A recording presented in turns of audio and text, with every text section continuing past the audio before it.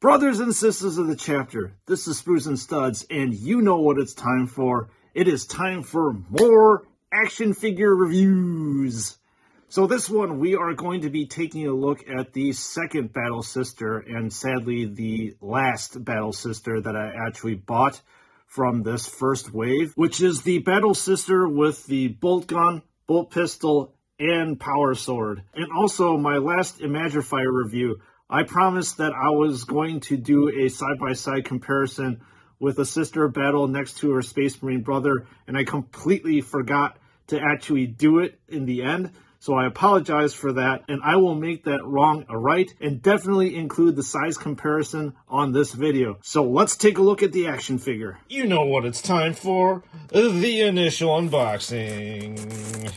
And now it's time for the sexy reveal. Ta-da! Shoop! Alright, Sisters of Battle fans, she is unboxed and ready for the review. So, let's just take a look at the main figure itself and see what she's all about. One thing I really like about these Battle Sisters are that they have bare heads.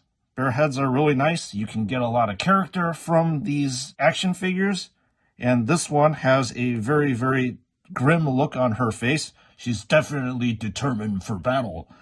But as we are looking at her, we're looking at the hair piece right now, and it's actually really nice. It's one of those things in which JoyToy has done a nice fading transition. So you have this transition from this, I guess, almost grayish tone to I guess a brownish taupe tone or something like that. And then we are turning this thing around and taking a look at the detail on her face, and you get a very prominent scarring right here. That's really nice to see.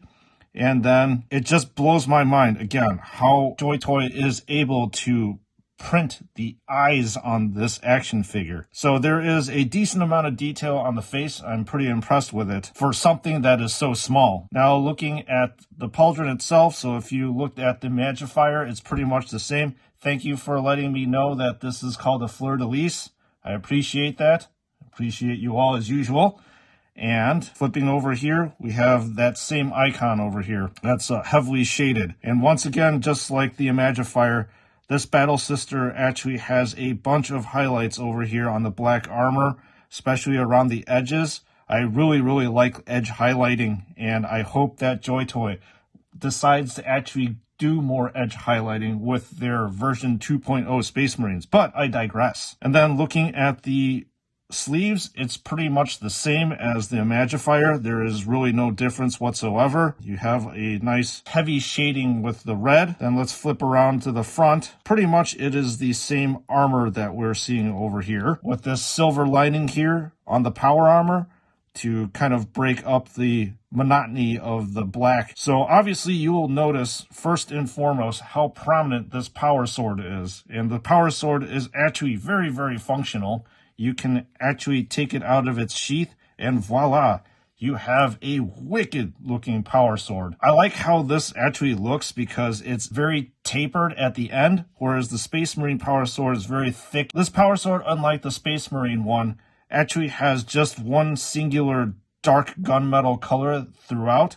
The Space Marine one actually has like a lighter tip depending on which one we're talking about, but that's typically what's found. You have this power node up here, and yeah, so that's it for the power sword.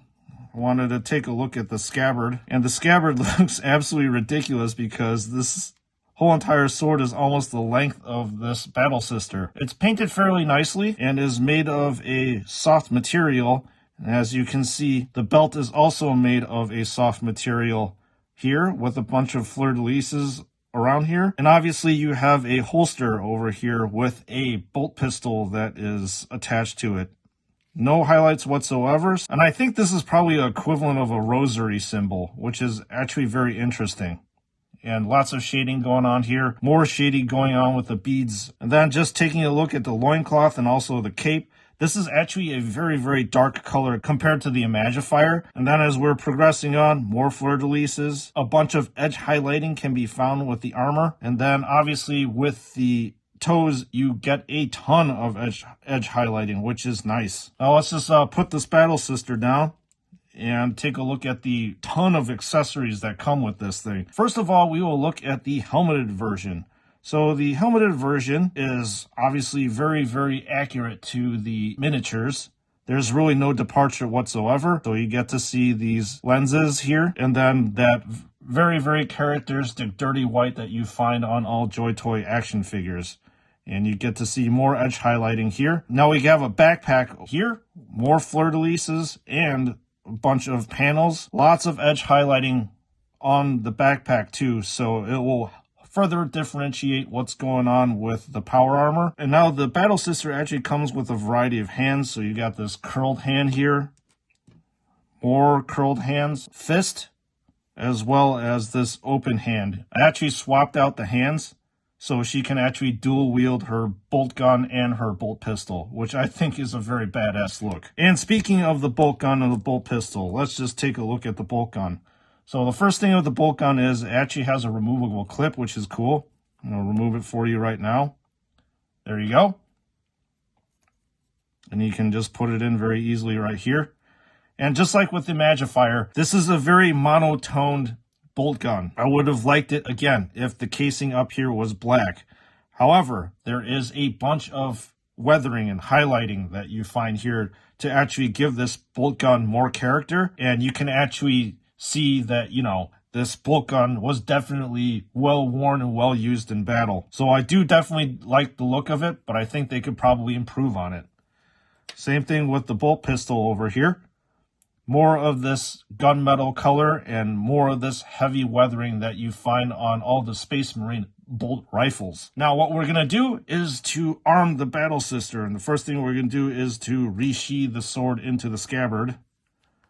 I'm going to keep the bareheaded version because I like it better. So the only thing to do is to give the Battle Sister her weapons of destruction. And it's very simple to do, as these fingers are smaller and more malleable than the Space Marine fingers. And lo and behold, look at that. She is actually wielding her bolt gun properly, unlike her Space Marine brethren. The fingers are wrapped around the handle, and the index finger is comfortably on the trigger. And I would expect the same to be the bolt pistol. Once again. And would you look at that? She is also properly wielding her bolt pistol. Look at how badass she looks. So cool. And then, putting on her backpack. It looks like the cape is not allowing me to pose her properly front and center, so we're just having to leave it like this. So the sister is now fully posed, reviewed, and ready for battle. Oh, but wait, we aren't just quite done yet. In the last Imagifier video, I failed my fellow brothers and sisters to actually do a size comparison between this Battle Sister and her Space Marine brethren. So I need to make a wrong right and have the Space Marine next to her. And here we go. And obviously we have a version 1 JoyToy Death Company Intercessor right next to her. And you actually can tell there is a marked size difference between the both of them. And this is actually, I believe, fairly accurate as to how a Space Marine is supposed to look next to a regular human being. She only comes up to the midpoint of the Space Marine's chest, and obviously the Space Marine is heads above taller than she is. So this is actually very, very accurate and true to the lore, which is really nice to see JoyToy being so accurate. And that's one thing I definitely admire from this manufacturing company. So there you go, folks. The side-by-side comparison has been done, wrong has been righted, and promised fulfilled. So folks, what do you actually think of this action figure, and what do you actually think of the whole Adeptus Sororitas line? I think, in all honesty, that this line and this Battle Sister is very, very strong and completely depicts the whole entire Sisters of Battle perfectly, if not down to a T. There are a lot of things that I do like about this Battle Sister. The first thing, obviously, being I love bare heads because they give the Sister of Battle a unique kind of look. I also, again, like the dual-wielding action over here. Biggest thing, weirdly enough, that I like about this action figure is her power sword. That power sword is such a cool looking one, and it's so like elegant but wicked at the same time. So there's a lot to like about this action figure, and I actually would recommend you to buy this one out of all the ones, but then again, my opinion is definitely biased. So as usual, thank you for tuning in so religiously and faithfully, pun intended, watching these action figure review videos. Again, would not be here without you all watching it, and I'm humbled that you actually do watch all these videos that I produce where I'm being judgy on these action figures. But anyways, thank you so much for your support and those comments that you drop in the comment section. And as usual, I will see you all in the next one.